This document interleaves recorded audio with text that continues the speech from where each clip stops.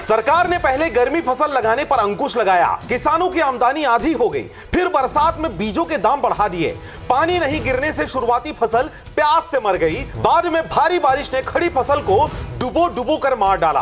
बचत किसानों की फसल पर मवेशियों का आतंक, खड़ी फसल चल रही गरुआ सरकार। और अब बचत फसल पर खाद डालने का समय है और यही वजह है कि किसानों की रही सही कसर को भी ब्लैक मार्केट के रास्ते तोड़ा जा रहा है।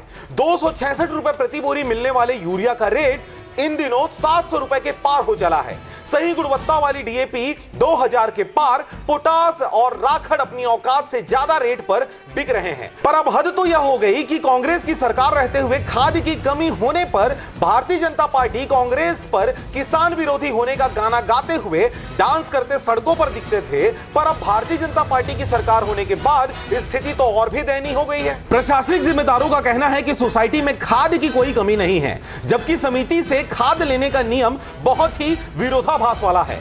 कैसे, आइए समझते हैं। सूत्रों की माने तो पहले तो सरकार ने महंगाइयां इतनी बढ़ा दी कि जिससे किसान कर्ज लेने और कर्जदार बनता चला गया। 90% से ज्यादा किसान बैंकों के कर्जदार हैं। समिति का नियम कहता है कि खाद उन्हीं किसानों को दिया जाएगा जिनका बाहरी कोई कर्ज बैंकों में नहीं है।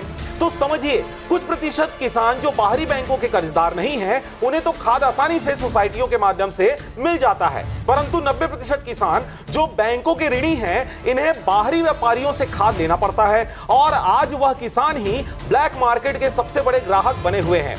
तो सरकार सोसाइटियों में खाद उपलब्ध कराकर अपना पल्ला झाड़ लेता है